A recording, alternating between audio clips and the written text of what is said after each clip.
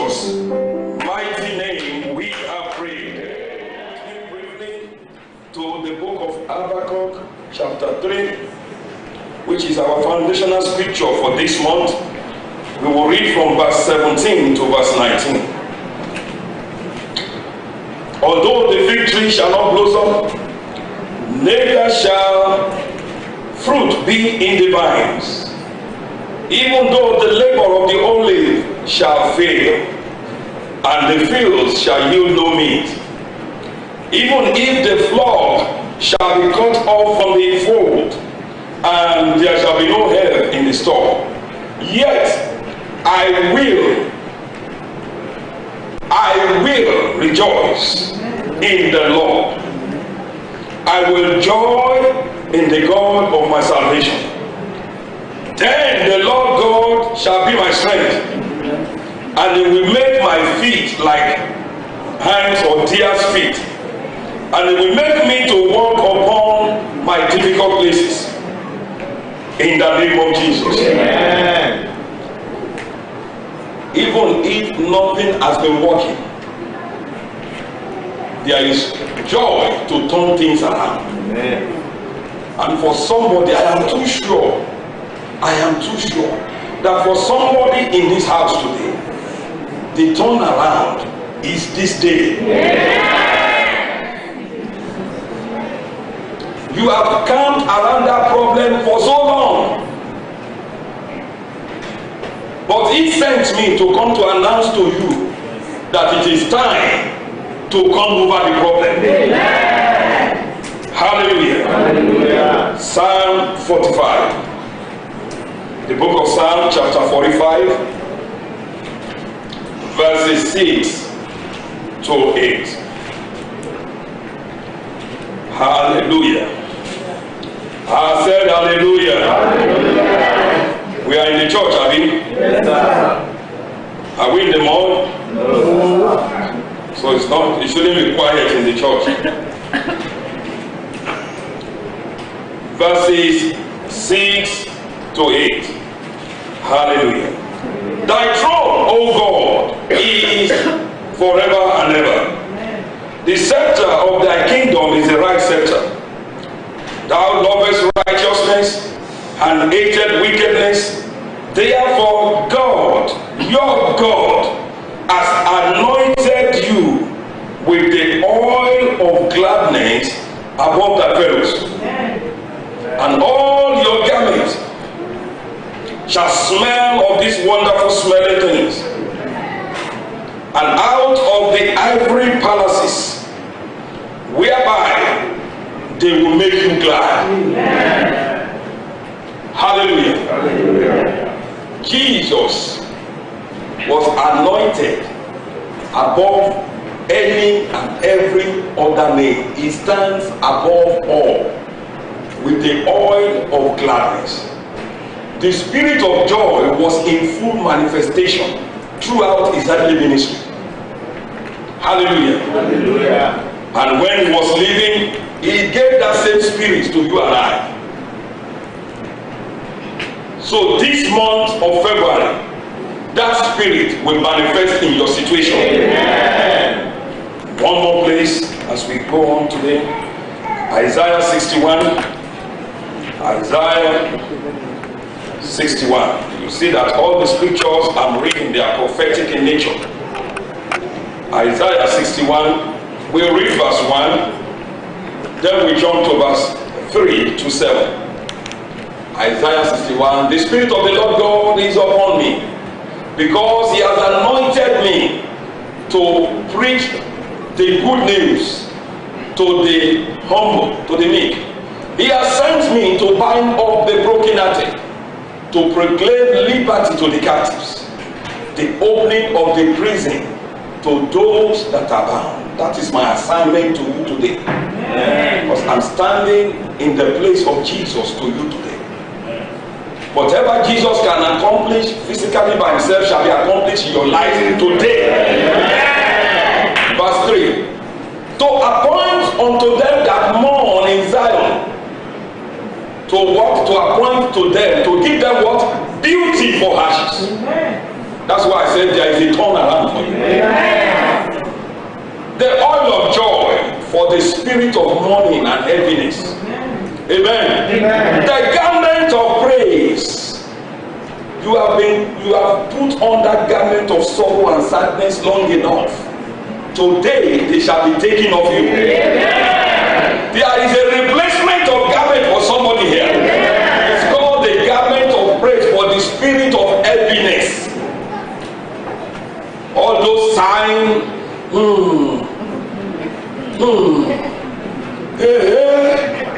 they come to an end today. Hallelujah. So that you and I might be called the trees of righteousness, the planting of the Lord, so that God might be glorified. Verse 4. And when this has been done, you will begin to build. They shall build the old ways. Things that have been abandoned, projects that have been abandoned in your life, they shall be revisited. With this new grace that is coming upon your life. Amen. They shall raise up the former desolations. Hallelujah. They shall repair the waste cities. You begin to repair the destinies of men and women. You become a solution center. Hallelujah. And you become the joy of many generations. Let's see what verse 5 says. Strangers shall stand and feed your flocks. In other words, what does that mean? Men and women that you don't know will rise up and be favorable to you. You enter an office you are not supposed to enter. Whatever you demand shall be given you. I'm speaking to somebody. I didn't write it. He wrote it. Because that is what he said to do in your life. Amen. Hallelujah. The sons of strangers, aliens, shall be your plowmen and vine dressers. That means even though you are an employee of somebody today, mark it, you will become an employer of labor.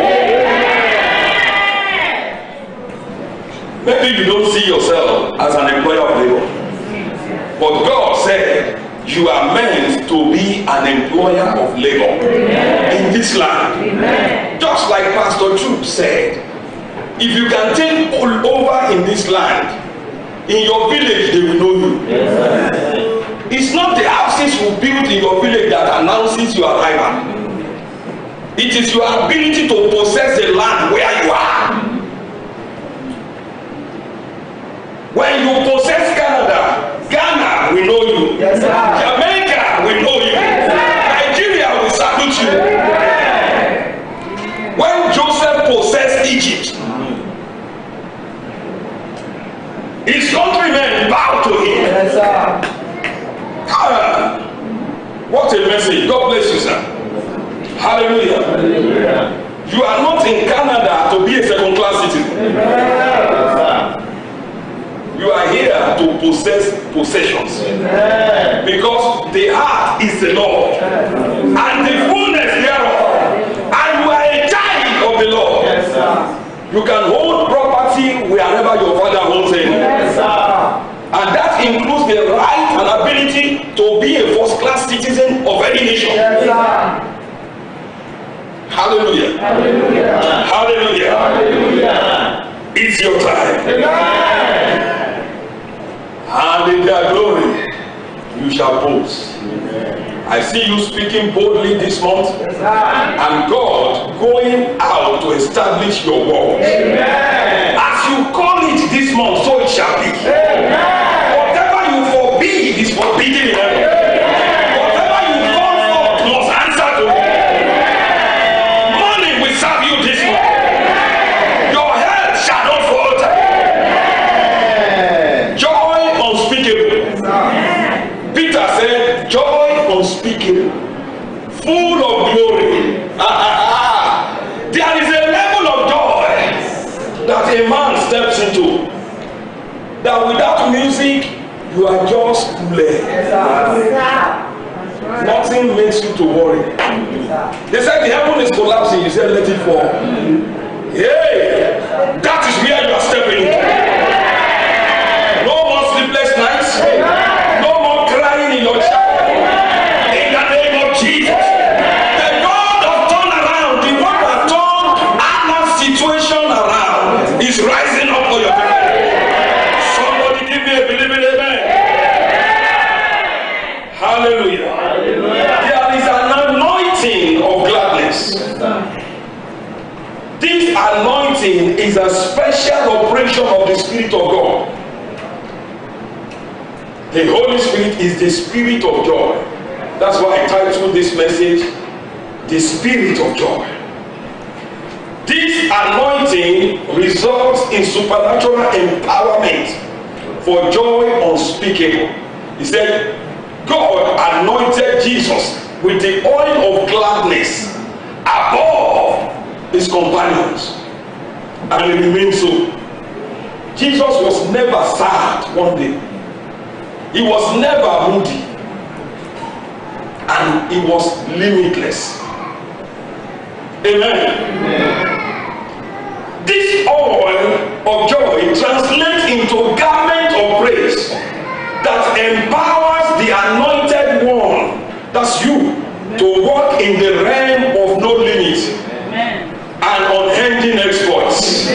In other words, when others are being stopped, that is when your own adventure will start. For the Bible says the people that know their God, they shall be strong and they shall do great exploits. They will advance forcefully. See, the devil doesn't want you to be where you are, but because of the grace of God in your life, because of this spirit of joy, he cannot stop you. He said he prepares a table before me in the presence of angels. And could they stop him? You know, somebody said that is for heaven. When we get to heaven, no, there are no enemies in heaven. So it's on this side. The table is set before you, and your enemies are looking at you with red eyes, and you are eating long life. You are eating good health. You are eating prosperity. You are eating peace of mind, and they are clashing their teeth. Amen. For your Father has already decreed that the desire of the wicked shall perish. Hallelujah. Oh, somebody will give testimonies. The good news is this: this same anointing is coming upon you today. Amen. In the precious name of Jesus. Amen. Like I said in the night vision, those two examples. Anna was always going to Shiloh. Maybe you have been coming for anointing and Holy Communion service since 2010. You are still way below Anna. But Anna, as every time she goes to see Shiloh, she goes with a bitterness of soul. She was always bitter because she had no child. And even though the Bible said her husband was always giving her double portion, but the bitterness has settled down deep inside. So instead of appreciating God and thanking him, she was always full of complaining and envy of the other wife. And because she was always in bitterness or so, she had no access to divine help. Amen. Amen. By the anointing today, sir and ma'am, I have been sent to announce to you that every root of bitterness, because in the night the Lord told me that there are some people in this house, they have bitterness in their heart. There are members of the church that they are bitter with. Why is God blessing that person? Why does he have a permanent resident card and I don't have mine?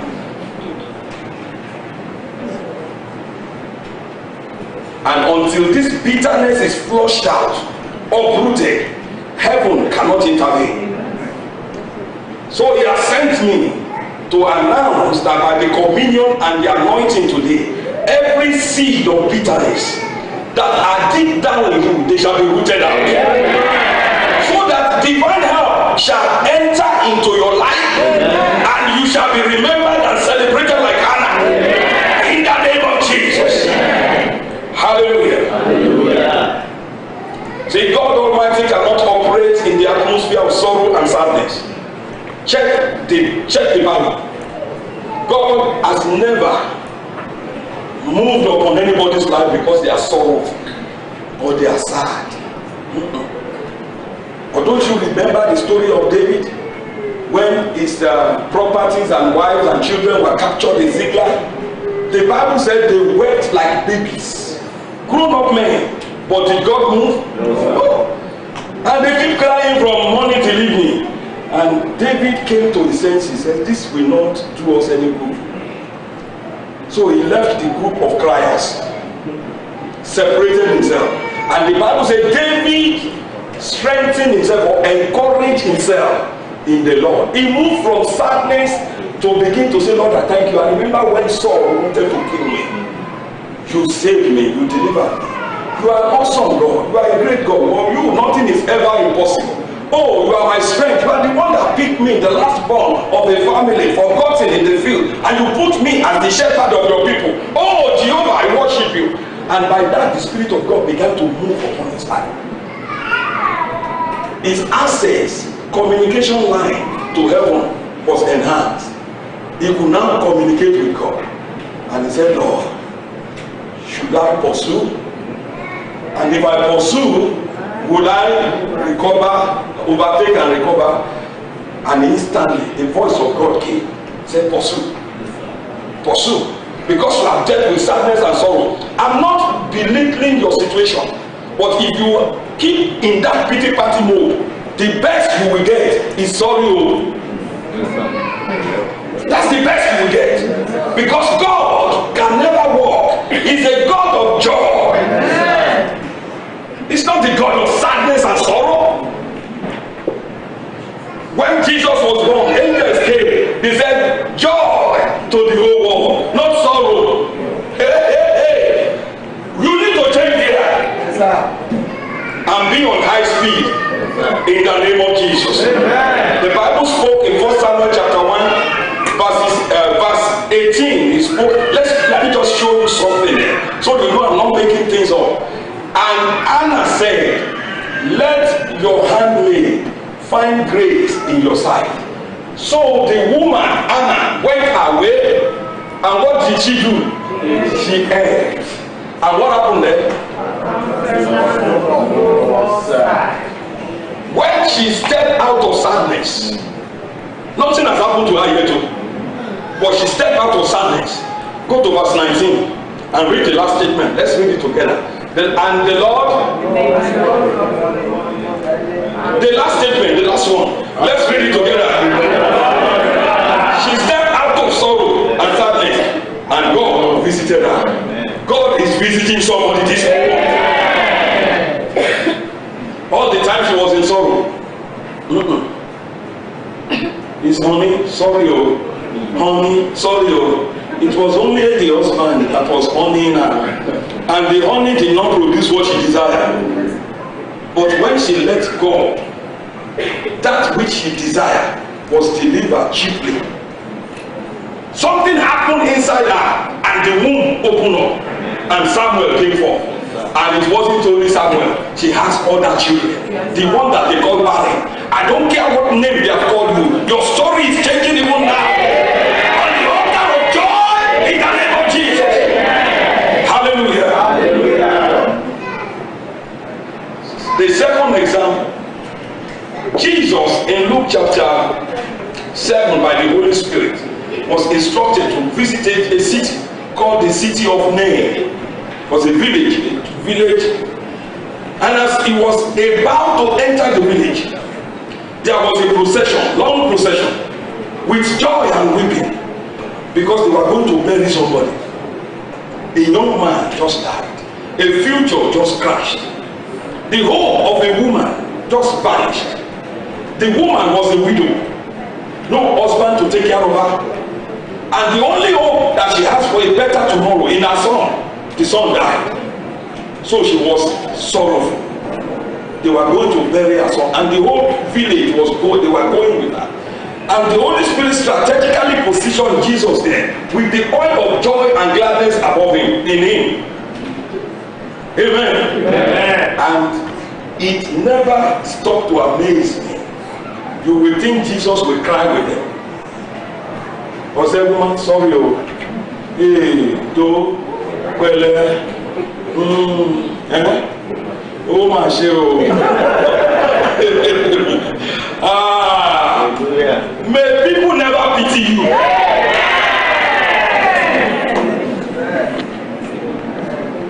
Because pity party is not good though. After they talk, then you talk. We told her. We told her. She don't listen. If she has taken our advice, she won't be there. That shall not be your story. And Jesus went to that woman. And you know Jesus said, my words are not my own. Yes, sir. I don't speak on my own. He said, as I hear, so I speak. He heard from heaven, said to her, stop weeping. And he went to the woman. The coffin is still there. And Jesus said, Mama, look at me. Stop. Wipe your hands now. Stop. No weeping. That is a crazy commandment for a woman that has lost double jeopardy. The husband was dead, the son was dead, and you said don't weep. Because what the woman needed was not sympathy, it was divine help. It was a miracle she was looking for. And miracles can never happen in an atmosphere of self. And when the woman looked at this strange rabbi, I should stop weeping. Okay, what am I supposed to do then? He went ahead, touched the coffin. And the Bible said the dead man came back to life and started talking. Hallelujah. What do you think the guy was saying? I told you it's not over for me. I told you I can see how many things to do. Mama, I love you, mama. What you need to picture what the Bible said. He jacked up and he started to speak.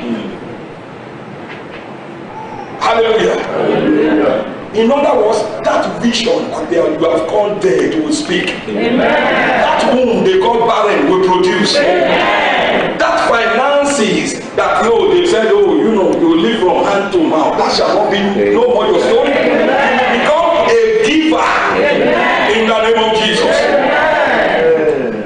Hallelujah. Hallelujah.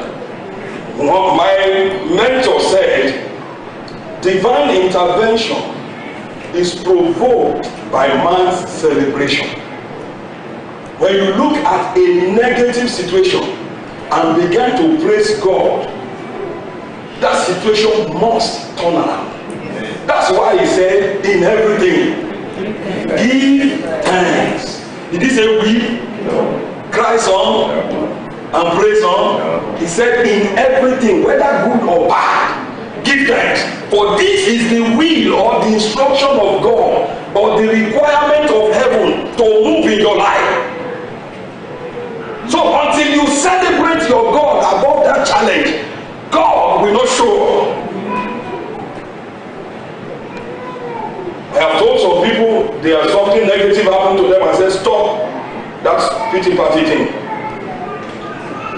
These are the things I have at the back of my mind. Hallelujah. Hallelujah. It's not that Jesus was insensitive, but your emotion can keep you grounded for life. Hallelujah. Hallelujah. I don't crave the sympathy of men. I pray to God that I never be in a situation that people will pity me. I don't want you to do anything out of pity for me. Because it does not bring honor and glory to my God. Amen. Amen. And I pray to God, may I never be an object of pity. Amen. But an object of favor. Amen. And mercy. That's a lot better. When people look at you and say, I don't know why I'm doing this, but it looks like you need new shoe, and here are the shoes. That's better than, can't you see my shoe? My shoe is this side. Amen. And they say, let's help him. That shall not be your portion. Amen. In the name of Jesus. Amen. No man or woman can ever be free from frustration until there is a commitment to celebration. Until you purposely commit to celebrate God for the things he has done, you are not qualified to overcome that problem. No matter the problem. Hallelujah. That was why David could not stay down. That was why all the battles he fought, he lost no battle. Because he 7 times a day, 7 times I prayed. He would just go to the temple 7 times every day and look at something God has done and begin to rejoice and dance. Joy overflow, come and see, oh, come and see. He will begin to, that is how the Psalms came out. And while he's praising God and God is moving in heaven, he will put his request. And that people say, what will stop him now is so that he can come tomorrow and praise me. Oh yeah, let's move, angels move. God inhabits praises. God creates joy and appreciation. He desires it. And when you give him what pleases him, he will give you what you desire. Amen. He said, delight yourself in the Lord, and he will give you the desires of your heart. Well, when you go to him with sad face, oh, can't you see? Nobody loves me. You say, nobody loves you. If I don't love you, why will I say Jesus?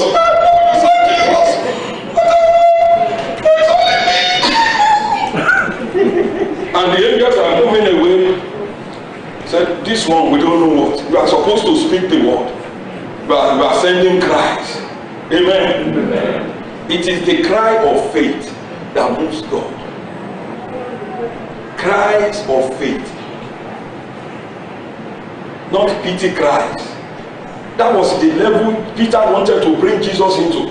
When Jesus was telling, Peter just received a revelation. Who do you say that I am? You are Jesus, the Son of the living God. He just received revelation from heaven. Jesus just finished praising him. And the Bible said Jesus now began to tell them, you see, they're going to arrest me, deliver me to the leaders, they're going to deal with me, they will kill me, I will be dead. Peter called him to the side and said, okay, come. What nonsense are you talking about? What did you do wrong? This shall never happen to you. Did you offend God? Why would God do this to you? In other words, he was appealing. Satan moved him to begin to appeal to Jesus that you don't deserve to die. You don't deserve to go to the cross. You never sin. In other words, to begin to, why should I go through that? Because of the, why don't let them perish? And Jesus looked at him, said, get behind me, Satan. Because you are not mindful of the things of God, but of the enemy. You are trying to play upon my emotion, and I refuse to be moved. Because if Jesus has stepped in and said, well, yeah, it's true. It's true. Remember Peter, you know I didn't commit any sin. Why should I be killed? Daddy, you need to change this plan. No, I don't want to go through with it. Mankind will have been lost forever. Yes, sir. That's why I said, don't look for anybody that want to, your husband want to be giving you pity back. You said your health is, you are challenging your health. And all he's doing is telling you, is it in your leg now? Or is it in your back? Move away from him, tell him to shut up. That by the strength of Jesus you are healed. Yes, sir. If he cannot agree with you that you have your PR card, then don't let that person discuss your issue with you. Don't care whether it's your mom calling from Ghana or Jamaica or Nigeria to tell you, so you've not gotten it, tell Mama, shut up, I got it. I got it. Stop saying I have not gotten it. Because out of the mouth of 2 witnesses, the truth is established. She said you didn't get it, you said, no, I never get it yet, ma'am. Don't let people use law in the negative sense to move you to where you don't want to go. Yes, sir. Hallelujah. Hallelujah. There is nothing anybody will say that will make me agree that I am sick. Even if I'm shivering, I will never agree with you I'm sick. I will never. Because when I agree, I am the deciding factor. When I agree I'm sick, then I'm sick. And he said, let the weak say, I am strong. I rather agree with the world, agree with God. Stop agreeing with every G canary. Then I just want to explain it. Don't explain anything. Just quote the word. Pastor, stand with me in agreement that by the stripes of Jesus I am made. I know what is happening on it. But yesterday it was in my back. Today it's in my head. Can't you see, Pastor? You need to anoint this one too. When they anoint your head, they say, and this one too. The anointing flows from everywhere. You don't begin to, somebody say, pray for my stomach ache. I say, I don't pray for stomach ache. I can pray for you, I can't pray for stomach ache. If you said it's yours, then it's yours. You claim it, then take it. You understand what the language, your words gives, said by your word, you shall be justified. By your word, you shall be tracked. Say, it's my back pain, my high blood pressure. Your high blood pressure is yours. Okay, keep it to. Jesus won't take it from you. He will leave it in your hand. Hallelujah. Hallelujah. Many of you say things negatively. I can't sleep. You know I can't sleep. Hey, you can't sleep?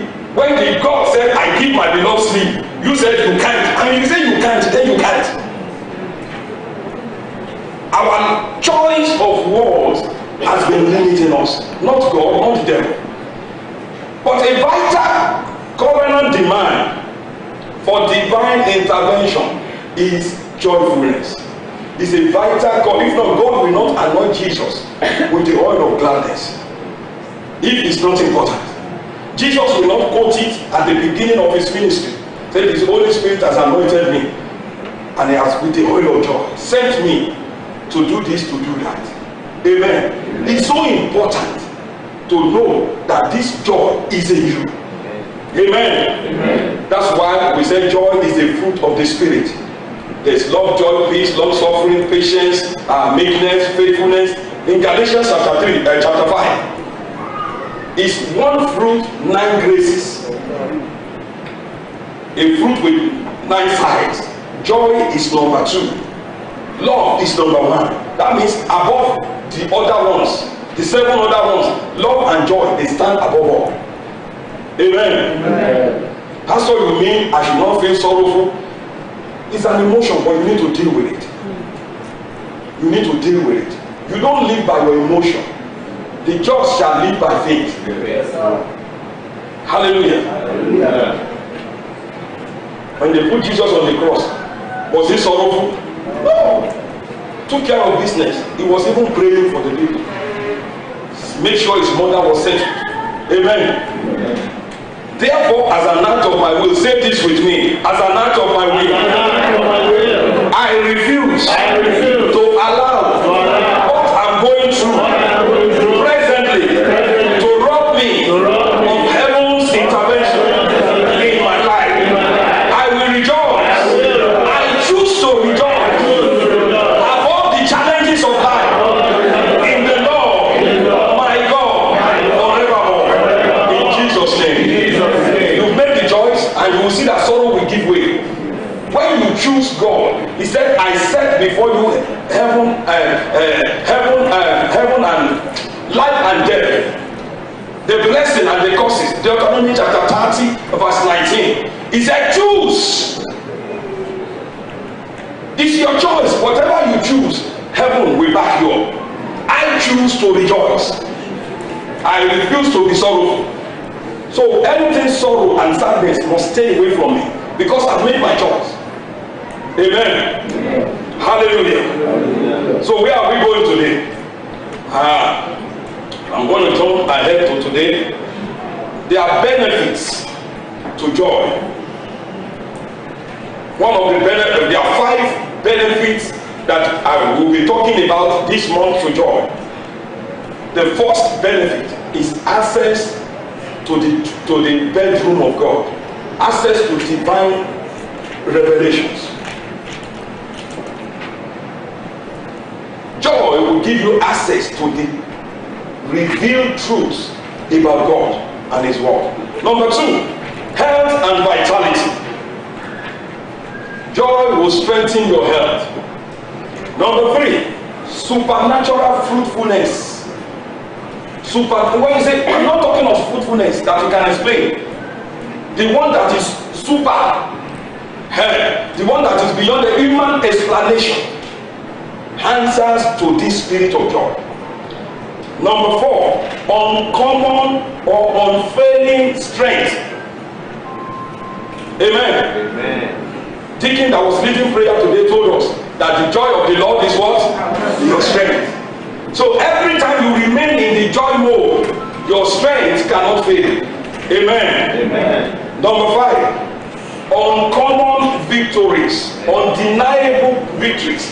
The one that Satan cannot stop is giving back to on the altar of joy. Amen. A woman, they said the one that is called barren has become a joyful mother of children. Not just a mother, it is joy that may transform a closed womb to an open womb. Unending victories. Hallelujah. From next week we will dissect these 5 benefits in full. Amen. Amen. But I want you to know that Jesus was the Lamb that was slain from the foundation of the world. Before God made the first man, he has made provision that if this man ever fall, this is the solution.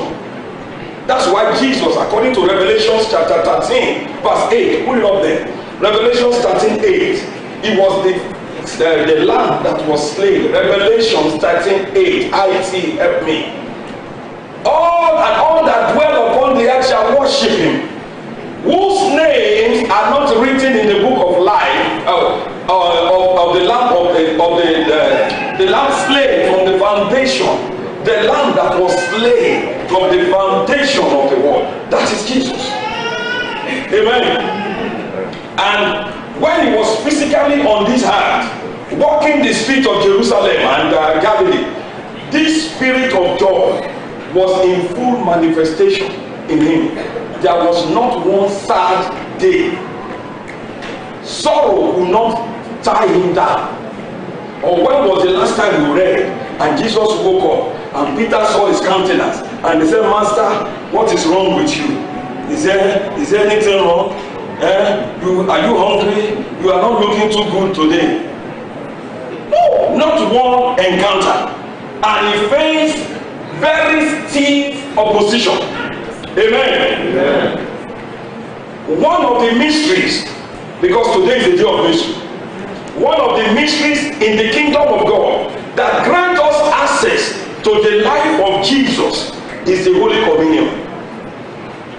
By mystery, I mean hidden secret that grants a Christian, not just anybody, because if you are not a child of God, the Holy Communion is just like any other thing. But for a child of God, somebody that has said yes to Jesus, it grants you access to this grace that was upon Jesus. It connects you with this spirit of joy. Amen. Amen. According to John chapter 6, let's see verse 51. He said, I am the living bread which came down from heaven. If any man, white, brown, green, yellow, educated, non-educated, any man eat this bread, he shall live forever. And the bread which I give is my flesh, which I will give for the life of the world. Go to verse 53. He said, then Jesus said to them again, verily, verily, doubly assurance I say to you, except, so there's no way around it, except you eat this flesh and drink of the flesh of the Son of Man and drink his blood, there is no Zoe in you. The nature of God cannot be in you, because that life, that word life is the word everlasting life. It is the life and the nature of God that gets in a man when he partakes of the body and the flesh of Jesus, and the body and the blood of Jesus. Amen. Amen. Look at verse 54. Whoso eats my flesh and drink my blood has eternal life. That's what I'm talking about. So the nature of God is joy. The nature of Jesus is joy unspeakable. So when you partake of his flesh and his blood, that same joy enters and manifests in your life. Amen. Hallelujah. Hallelujah. That's why I said it's a mystery. Many eat the communion, but if you don't eat it with understanding of the mystery, it does not deliver. Amen. Amen. Verse 55. For my flesh is meat indeed, and my blood is the real drink. Hallelujah. Hallelujah. The blood of Jesus was shed for our forgiveness and our cleansing. Amen. Amen. Leviticus 17:11. I'm showing you the secret to what you are taking today. Leviticus, he said, for the life of the flesh is in the blood. So the eternal life, the nature of God that was in Jesus was hidden in his blood. God said, I have given it to you upon the altar to make an atonement for your soul. Amen. For it is the blood. That's why I said, he that sheds a man's blood, by man his blood shall be shed. Because blood, that was why God told them to be killing animals to cover their sin, because life is in their blood. That was why Jesus has to die and his blood shed. And it was the same blood that he took to the throne room of God, the heavenly sanctuary, to cleanse all the utensils there, because the power of God that was in Jesus was in his blood. That's why man has not been able to manufacture blood and will never be able. They know the chemical components, but what makes it to be blood, they can't figure it out. They have put the chemicals together many times, but they can't produce life. That's why when a man is bleeding, they say life is flowing out of him. Hallelujah. But today you are partaking of his blood. Amen. His nature is going to rise up and live big within you. Amen. Hebrews 9:22 says, without the shedding of blood, there is no forgiveness. Without blood, unless blood is shed, there can never be forgiveness. Hallelujah. Hallelujah. The body of Jesus was beaten, it was battered, it was broken for our physical healing. So, if you partake of the body of Jesus today, no sickness has right to remain in your body. Amen. Because nobody pays for the same commodity twice. Jesus, his body was broken so that you can be healthy. Amen. Amen. Therefore, I decree and declare, whatever seed of sickness and weakness that is in anybody under the sound of my voice, as the flesh of Jesus enters you, it shall swallow them up in the name of Jesus. God did that in Egypt. Moses' rod became a serpent. God said, throw it down. Became a serpent. Pharaoh said, me too, me too. You know there is a me too. Me too. Call his magicians. They too. They put down their rods. It became serpents. But the mystery is this: one serpent from God, the rod, who is Jesus, swallowed up every other serpent. So Pharaoh became serpentless. Therefore, that same rod is standing tall in your life today. Amen. God told Moses, he said, make a frozen serpent, put it on a pole, that everyone bitten by the snake that look to it shall be saved. People were bitten by snake, but God said, don't look at the snake bite, look to the brazen serpent, Jesus, who is put on the cross. And the Bible said, as they look, they were healed. You will leave this sanctuary healed in the name of Jesus. Hallelujah. Hallelujah. That's why I said it's a mystery. It's a hidden secret. It is only the sickness you decide to keep that will remain with you. The one who said, no, Jesus paid the price, I refuse you, I reject you, must leave your body. Amen. Hallelujah. Hallelujah. Hallelujah.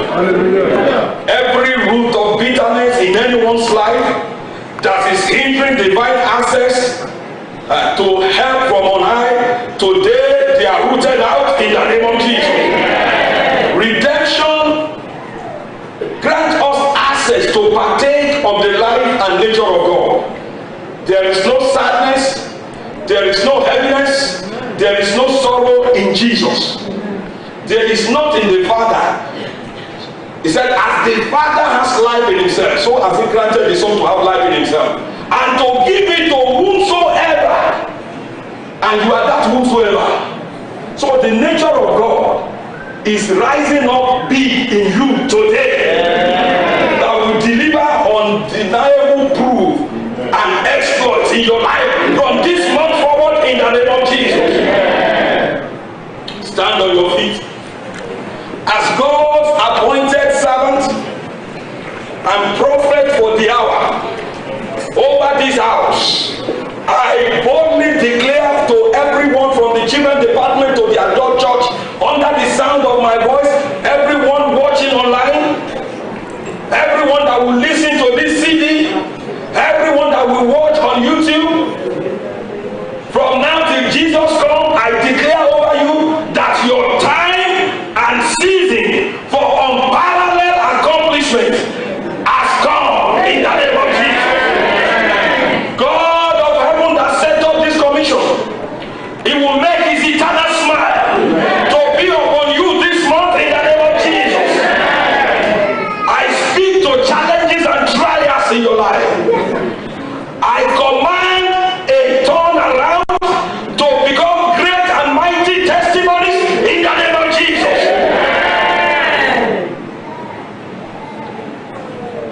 There are some places you have been, they tolerate you. I know that she's going to be here 2 hours. Let's just pretend as if she's not here. They tolerate you. They desire that you don't show up. But I have come with a word from heaven. Everywhere you have been tolerated, from today you shall be celebrated. Even if you don't want to go there, they will call for you to go. In the name of Jesus. A precious brother, member of this church, and by virtue of where God has placed me, I became my son, has been coming for the anointing. I don't know, maybe he joined this church maybe 5 years ago or something. Received the anointing every month. But he said the one for last month, he said, he came to my office. And I know he's watching online. He said, I was the first one you anointed. And for the first time, since you have been anointing me, I agree with what you said. I don't remember what I said to him. But he said, when you spoke and you anointed me, I said it's long. I received it. And he said, since then, my life has turned around. Favor has been following me. He keeps sending me messages. I'm receiving favor. Things are turning around. Thank you, sir. I said, it's not me. When you receive he that he said, you receive him. Yes, Jesus said, when you receive him, you receive the Father. Yes, sir. Amen. Amen. His word has been sent today. When you receive this word, you become what the word says you can be. Therefore, I say it again. Everywhere you have been tolerated is turning around to celebration for you. Hear me. They will throw out the red carpet for you. Hallelujah. Hallelujah. Sorrow and sadness shall not be your portion. I stand as a servant of God upon the blood of Jesus and the holy written word, and I declare that this month you will not sorrow. This month there shall be no loss. In your life, in your family, in your finances, in your business, in your expectation, there shall be no loss. I address once again this month concerning you, concerning this house of God. I address that spirit called the spirit of death. You are a wicked spirit. But the Bible says when the righteous are quiet, evil triumphs. I refuse to be quiet today. And I decree that in this house, you are not permitted to touch anybody. In the name of Jesus. And again, all their loved ones, by virtue of the fact that they are in this house and they partake of the life of Jesus today, you are forbidden from touching their loved ones in the name of Jesus. Every appointment with death, I cancel them in the name of Jesus. You are the seed of Abraham through your faith in Christ Jesus. Not only that, you are a winner. Amen. So, losing is not your portion. Amen. Whether in immigration, childbirth, finances, job, your expectation being met, you are not permitted to lose. Amen. There shall be no loss. Amen. You are winning it all. Amen.